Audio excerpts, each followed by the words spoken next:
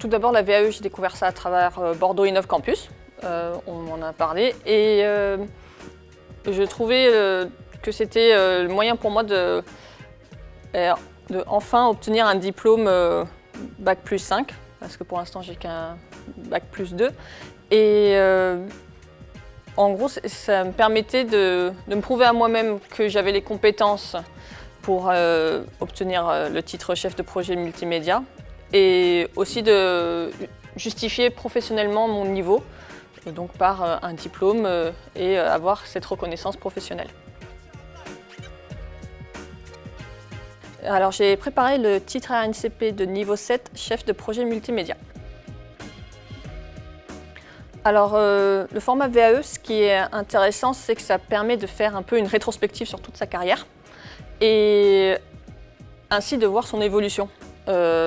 J'ai pu voir qu'en 10 ans de carrière, je ne fais plus du tout les mêmes missions, je fais plus du tout, par exemple, les mêmes visuels. Il y a vraiment eu une évolution et je me rends compte à quel point j'ai pu apprendre dans mes différentes entreprises, lors de mes différents emplois.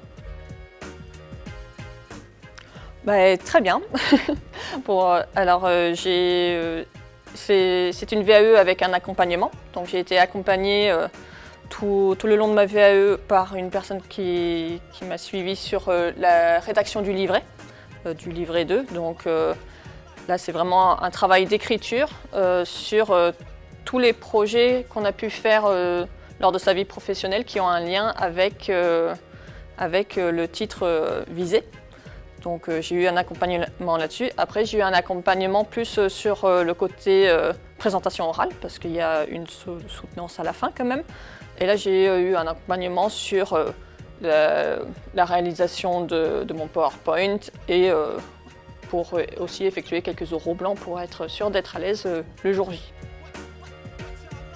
Alors je sais que moi j'ai choisi un rythme très élevé où j'avais un accompagnement toutes les semaines.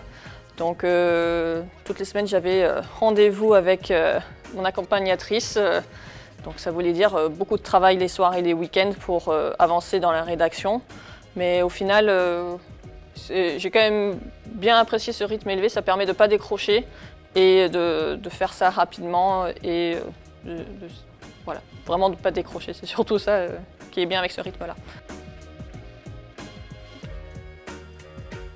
Alors déjà, un défi de rédaction, parce que c'est pas forcément facile de parler de ce qu'on a réalisé.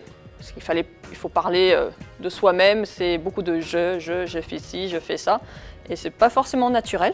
Et aussi aller dans le détail des projets, parce qu'il y a certaines choses, pour nous c'est inné, c'est normal, on n'y pense même plus.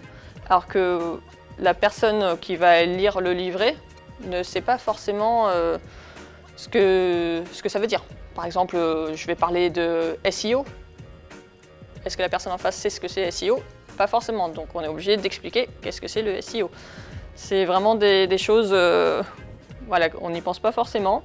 Donc là, encore une fois, l'accompagnatrice m'a bien expliqué qu'il faut bien aller dans les détails et bien expliquer tout ça et bien imaginer que la personne en face ne sait pas forcément de quoi tu parles. Alors, niveau opportunité, j'avoue que je n'ai pas plus réfléchi que ça, mais je me dis que si j'ai envie de changer de poste, peut-être en interne ou voire dans une autre entreprise, maintenant j'ai un diplôme pour justifier mon niveau et ça peut faire pencher la balance en ma faveur pour, par exemple, un nouveau poste.